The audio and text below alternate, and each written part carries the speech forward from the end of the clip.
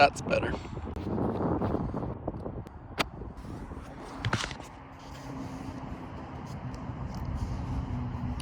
Hello, friends. Today's life hack number 2, 3, 4. I forget, to be honest. We're talking about friendship today. We're talking about friendships today. And we're looking through the it's gross. We're looking through the book of Proverbs. And I want to give you 3 life hacks on how to be the best friend in the world, okay? First one is to be loyal, to be honest, and to lead well.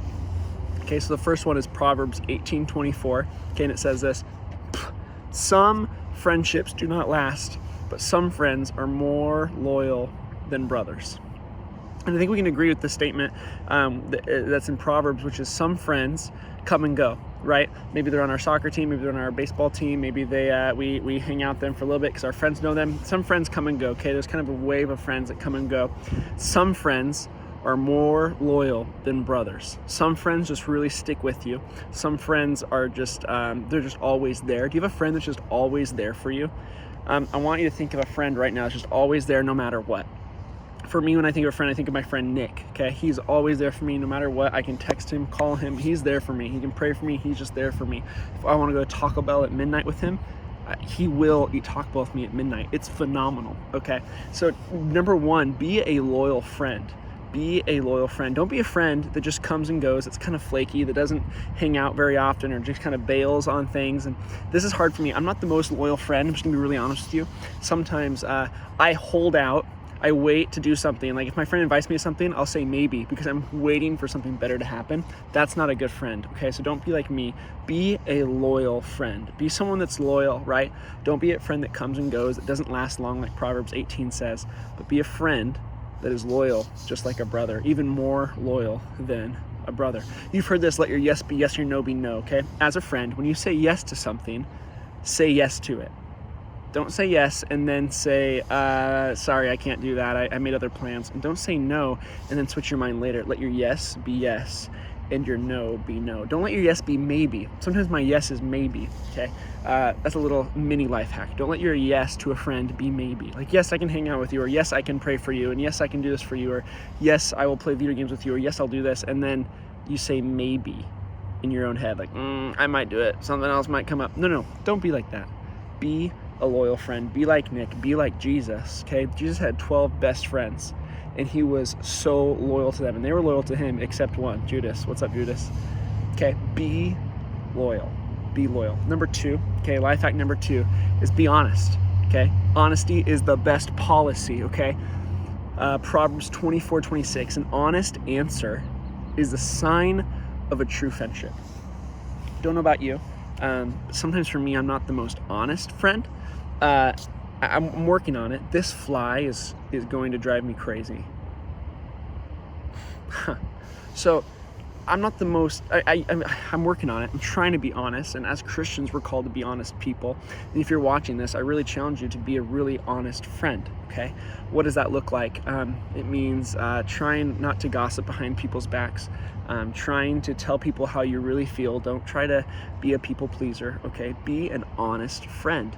Okay, this can look differently in different situations, but what pops out in my head when it comes to being honest with a friend, okay, is if you guys get in a spat or a fight, okay, be honest with them. Say, hey, that hurt me.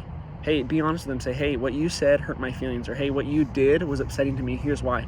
Don't just let it fuse away and die off. If you do that, then you're going to have some sort of anger, frustration built up towards your friend. You're not being honest with them. Be honest with your friends. How honest of a person are you? If you want to be the best friend in the world, you have to be loyal. Be so loyal. Be like Jesus. Don't be a flaky friend. Be loyal. Number 2, be an honest person, right? We need to watch our mouths. We need to tell the truth. We need to be an honest person. I'm sure right now, think about a friend in your life that you just can't trust. I'm sure you've got one, okay? You don't want to be a friend that someone can't trust. You want to be honest. You want to be loyal. You want to be a person that says what they say and mean what they mean, okay? Proverbs 16:18 says this: a troublemaker plants seeds of strife. Gossip separates the best of friends. I'll read that again. Proverbs 16:28. A troublemaker plants seeds of strife. Gossip separates the best of friends. Guys, don't gossip. When you gossip, that separates you and your friends. Just starting rumors or saying, hey, do you hear about this guy? Do you hear about this girl? And I know through this time of quarantine, I'm sure you're here and you're like, Zach, I'm not really hanging out with friends much. I know that, but I also know that you're on Snapchat with them. I know you're playing video games with them. I know you're FaceTiming them. I know you're on Zoom calls sometimes. I know you are interacting with friends probably now more than ever because you're so bored. I get that. Don't gossip about one another. Don't do it. It's not worth it. Me thinking about my high school life, my middle school life, even some college, I've ruined some friendships. I've seen friendships ruined just by gossip. Don't gossip. It's not worth it. It's not worth it. Don't do it. Be an honest friend, okay? And lead well. I've been driving to a couple of your guys' houses throughout this past week and just giving you guys some lunches and just writing you some encouraging words. And to someone, I wrote to him and I said, hey, I really challenged him to just lead well. Lead by watching his dad, lead by looking at Jesus, lead by looking at someone he looks up to, but really lead well. Okay? Really lead well. I challenge you for that. Sorry, I gotta move this really quick. Okay, Proverbs 13:20 says this: whoever talks with the wise becomes wise, but the companion of fools will suffer harm. Whoever walks with the wise becomes wise, but the companion of fools will suffer harm. Here's the deal with this verse that I get from it. Okay? Whoever walks with the wise becomes wise. Have you heard of who you hang out with is what you begin to look like, right? When I hang out with my friend Nick, I start talking like him a lot. When I really hang out with him, or if I really hang out with someone, I start to say things like them. I really challenge you. Who are you hanging out with? Or are you starting to sound like your friends? That's okay if you do, but are you starting to gossip like your friends? Are you starting to say things like your friends? Are you starting to do things like your friends that you know you shouldn't be doing?